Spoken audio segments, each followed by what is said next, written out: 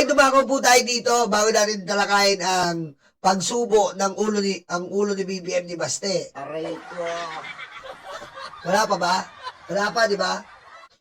Oh, wala pa. Isang oras pa pala yung ano. Laman ng sulat ni Madriaga patungkol sa umano'y assassination plot versus BBM. Ramil Madriaga. Aray ko.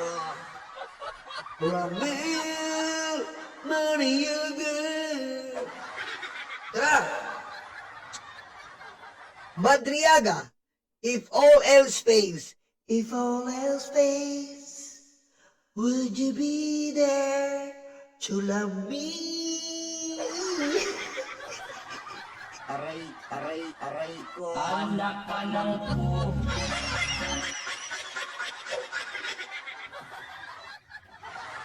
Ano ba to? Madriaga, parang kanta to ah. And I don't understand. Ito na.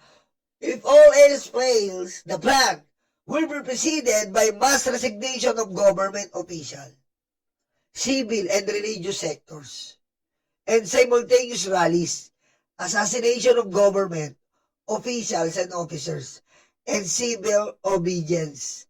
And lastly, assault. Yan po ang sinabi ni Ramil Madriaga sa kanyang sulat na isa sa mga natatandaan niya na payo ni Rodrigo Roa Duterte sa kanya.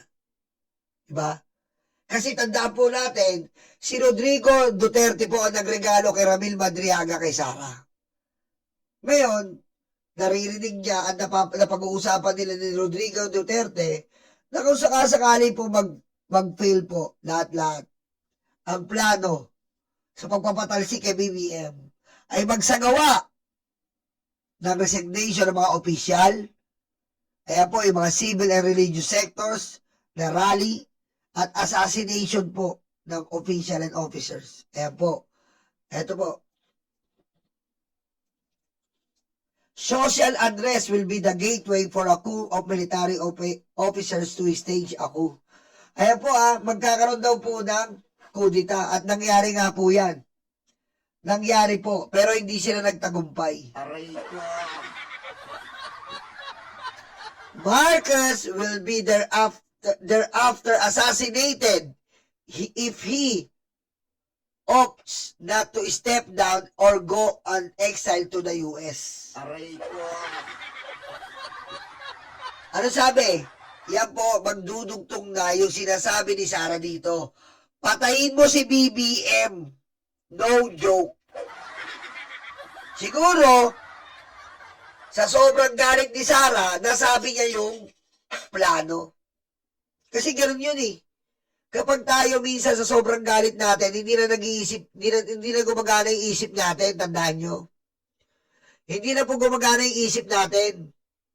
Minsan nadudulas tayo, kaya nga may kasabihang, oh shit, nadulas ako. Kaya po siguro nasabi ni Sara yon, patayin mo si BBM, may kinausap na ako, no joke. Yun. Eh dito lang ang magdudugtong si Ramil. Na ang lumalabas, ang confidential funds ay ginamit nila pang-assassinate kay BBM. Ayon sa sulat ni Ramil yan. Na si La Chica ang lumalabas. Aray ko. Diba? Yan po ang lumalabas. Kaya nasabi ni Sara yan, patayin mo si BBM. Yun na yung last resort nila eh. Dahil hindi nila mapatalsik. Aray ko. BP Sara is safe and secure at Camp Emilio Aguinaldo, where her Vice President Security Protection Group is based and in camp waiting to take her oath as the President of the Republic of the Philippines. Wala kayo naalala? Hindi sila sa EDSA. Saan sila nagrally nakaraan? 2 beses. Sa Camp Aguinaldo. Tama mali? Diba? Saan sila nagrally? Nagulat tayo, pinipilit nila sa Camp Aguinaldo. Diba? Sa Camp Aguinaldo sila nagrally. Bakit? Kasi nga, yung pinakita natin sa inyo, si Sara naghihintay na magproklama noong nakaraan Di ba pinakita ko sa inyo, si Sarah nakabihis pa? Naghihintay sa isang restaurant. Akala niya, sasabay sila sa trillion peso march na rally. Nandun sila sa may Camp Aguinaldo, dun kasi siya manunumpa. Akala niya. Aray ko. Ganun po sila katiwala. Ganun pa sila katiwala. Nakakala nila, magtatagumpay agad-agad yung plano nilang ganun. Eh, bobo sila eh. Diba? Bobo po kasi. Oh, nandun siya, naghihintay siya sa may Camp Aguinaldo, mapoproklama daw siya.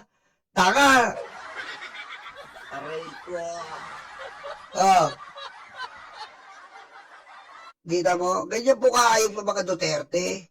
Wala po silang gagawin kundi sirain ang Pangulo dahil ganin sila sa kapangyarihan. Ngayon po, malalaman na natin yan.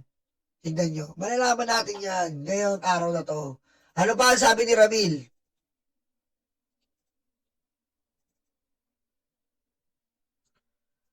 Sometime in 2021, President Bongbong Marcos was able to convince former Rodrigo Duterte to have Sara Duterte be his president and not run as president. In November 2021, former President Duterte mentioned to me about letting Marcos run along with Sara as presidential candidate as part of a plan of retaking the presidency from BBM by year 2025. Kita nyo? Aray ko. Kaya pala todong-todo, di ba? Ma'am Gina Chavez Bonifacio, shout out, salamat po. Kaya pala todo sila noong 2025. Sobrang grabe.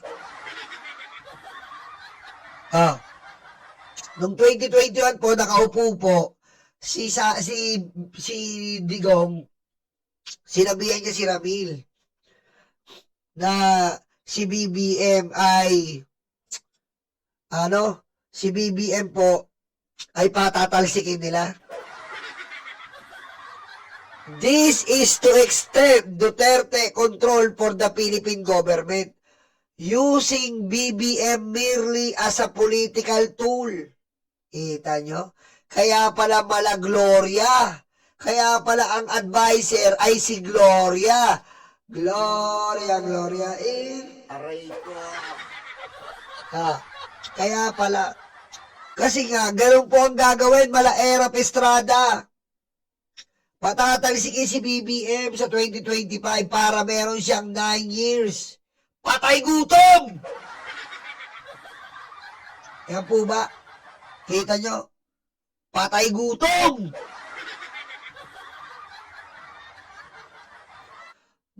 Former President Duterte told me that Marcos already knows of him of stepping down by the year 2025 and yielding his post to VP Sara.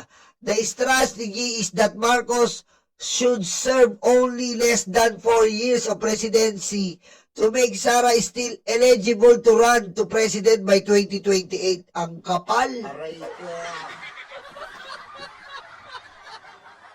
Di ba? Ang kapal po ng mukha talaga ng mga Duterte. Kita nyo?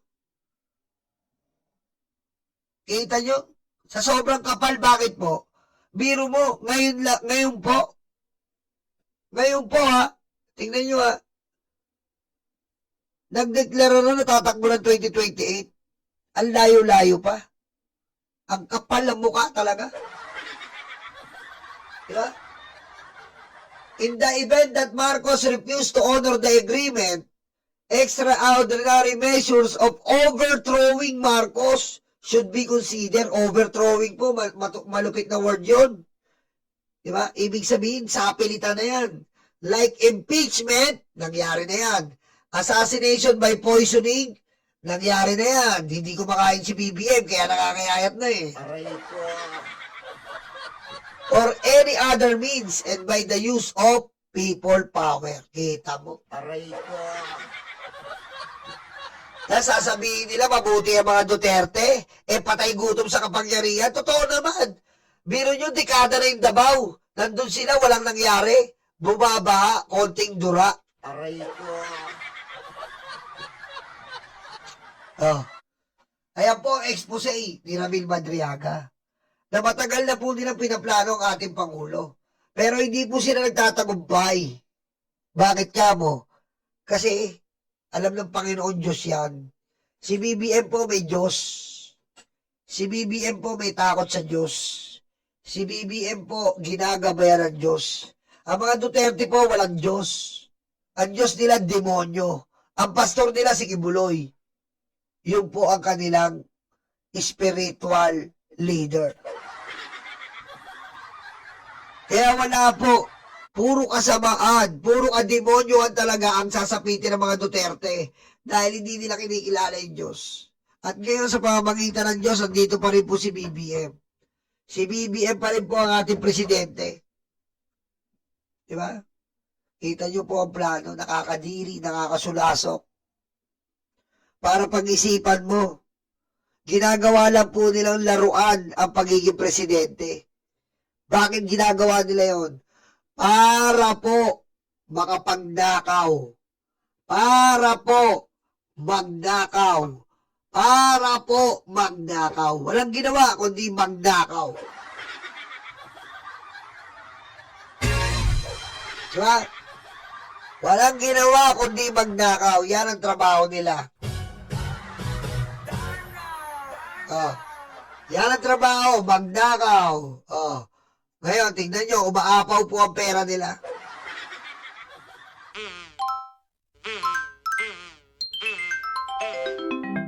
Kukulango.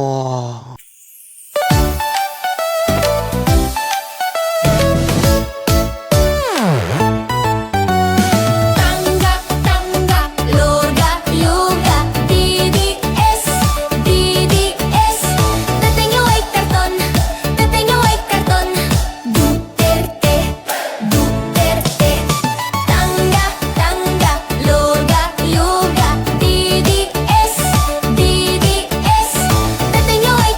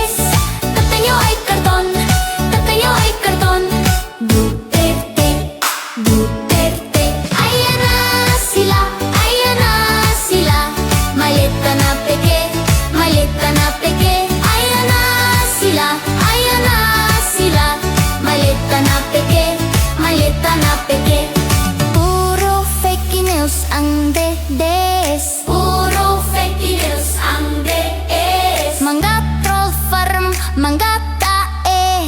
DDS, DDS. Puro fake news ang DDS.